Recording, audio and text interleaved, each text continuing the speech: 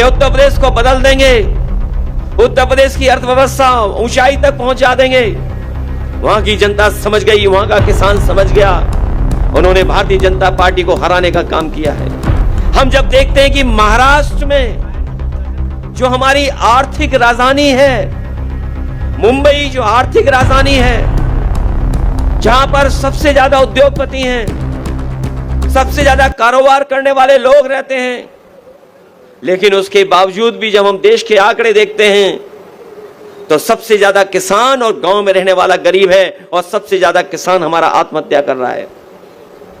एक अर्थव्यवस्था या ऐसी व्यवस्था जहां पर ये कहते हो कि हम खुशहाल बना देंगे, लेकिन हमारे किसान के हाथ में कुछ नहीं आ रहा है, और किसान के जीवन को बदलने के लिए इनके पास पैसा नहीं है। इनके पास जो कुछ पैसा है वो बड़े बड़े उद्योगपतियों की मदद करने के लिए है। अगर वही पैसा जिससे उद्योगपतियों की मदद कर रहे हैं, अगर उसी पैसे से किसान की मदद होती तो हमारा किसान आत्महत्या नहीं करता, हमारे नौजवान के हाथ में रोजगार होता, नौकरी होती, और हमारी माताएं बहनें भी अपना घर परिवार अच्छी तरह चला सकती थी। ये रोजगार नहीं दे पाए हैं, नौकरी नहीं दे पाए। ये चुनाव आ गया तो माताओं बहनों के अकाउंट में पैसा पहुंचाना शुरू कर दिया। अगर सबसे पहले किसी ने देश में अपनी माताओं बहनों के अकाउंट में पैसा पहुंचाने का काम किया था तो समाजवादी लोगों ने पहुंचाने का काम किया था। आज जो महाराष्ट्र हमारी माताओं बहनों के पैसे दे रही, मदद कर रही है, उनकी इतनी मदद से काम चलने वाला नहीं है। जब महंगाई इतनी हो, हमारे पैसे की कीमत गिर गई हो, तो हमें उसका दोगुनी मदद करनी चाहिए, तभी जाकर के हमारी माताओं बहनों का थोड़ा सम्मान हो पाएगा। जहां इलाज को लेकर के इरशाद भाई ने कहा कि यहां पर इलाज नहीं है, मशीन सरकार नहीं लगा पा रही है, दवाई भी नहीं मिल पा रही, और जो सरकारी व्यवस्था होनी चाहिए थी इलाज को लेकर के आपके जिले में, वो भी नहीं है। लोगों को मजबूरी में बड़े बड़े शहरों में जाना पड़ता है, लोगों को मुंबई जाना पड़ता, नासिक जाना पड़ता, और जिलों में जाकर के इलाज करना पड़ता है। हम आपको भरोसा दिलाते हैं, पढ़ाई के लेकर के, आपके रोजगार को लेकर के, और आपके अस्पताल दवाई के इलाज को लेकर के जो भी इरशाद भाई काम करेंगे, हम उनका सहयोग और मदद करने का काम करेंगे, क्योंकि जब पढ़ाई होगी, इलाज सस्ता होगा, तो हमारा समाज को भी आगे बढ़ने का मौका मिलेगा। मैं आखिरी में इतना ही कहना चाहता हूं, महाराष्ट्र में हम लोग समय समय पर सीटें जीते हैं, समय समय पर हम लोगों ने सरकार चलाने में मदद करने का काम किया है। मुझे याद है जब गठबंधन की सरकार बननी थी तो सभी दल अबू आसिम आजमी साहब को और हमारे विधायकों को ढूंढ रहे थे। उस समय भी अगर किसी ने सरकार बनाने में सहयोग करने का काम किया था, कांग्रेस, एनसीपी और शिवसेना की जो सरकार बनी थी, उसमें समाजवादी पार्टी ने पूरा का पूरा साथ देने का काम किया था। आज भी हम सेकुलर सरकार बनवाना चाहते हैं। जिस तरीके से हम लोगों ने और दलों को साथ लेकर के काम किया है, हमें पूरा भरोसा है कि जिस समय चुनाव होगा, इरशाद भाई जागीरदार हमारे यहां पर चुनाव लड़ेंगे और जीत करके जाकर के विधानसभा में काम करने का काम करेंगे।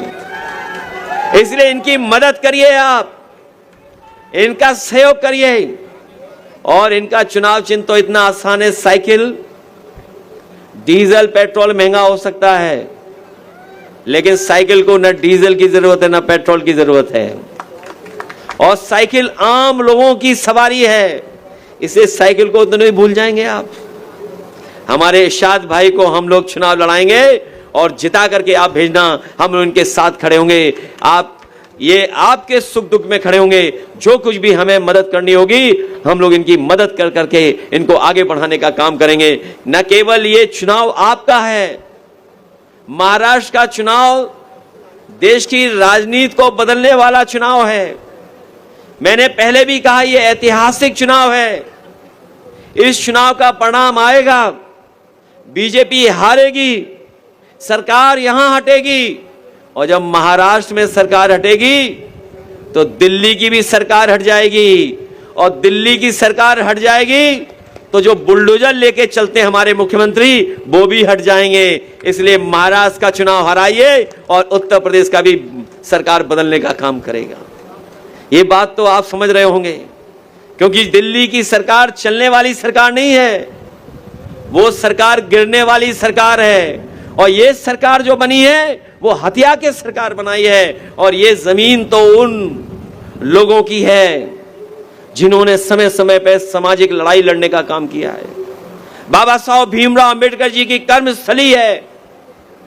ये हमारे सामाजिक न्याय के तमाम पुरोधा, चाहे ज्योतिबा फूले जी हों, साहू जी महाराज हों, से लेकर के समय समय पर यहां पर सामाजिक सद्भावना, सामाजिक न्याय की आवाज उठी है।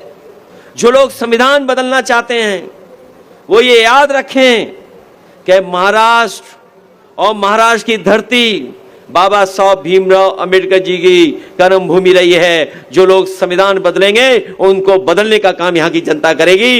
ये संविधान जो बदलने निकले हैं उनको संविधान बदलने नहीं दिया जाएगा। मैं आपसे कहना चाहता हूं कि जो उत्साह और जोश, जो समर्थन हमें दिखाई दे रहा है, हमें पूरा भरोसा है कि यहां से इरशाद भाई जागीरदार बहुत अच्छा जीत करके जाएंगे। आज के समय पर पढ़े लिखे लोग राजनीति में कम आते हैं। इरशाद भाई जागीरदार पढ़े लिखे भी हैं। पढ़े लिखे होने के साथ साथ दुनिया के दूसरे देश भी देखे हैं, वो देश जो हमारे देश से बहुत आगे हैं। और सबसे बड़ी बात, ये कम उम्र के हैं। और जो कम उम्र का होता है वो लंबे दिनों तक आपकी सेवा कर सकेगा, आपके लंबे समय तक आपके साथ रह सकेगा।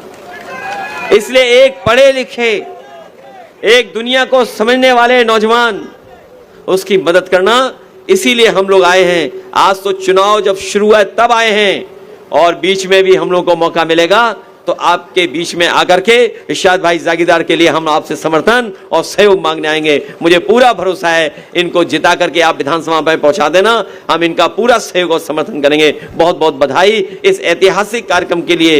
ये जो सम्मान देने का काम किया है, मैं उसके लिए आपका बहुत बहुत आभारी हूं। ये ऐसी यादगार सभा हुई है जो हम लोगों को जीत की तरफ ले जाएगी। बहुत बहुत धन्यवाद, बहुत बहुत बधाई आप सबकी।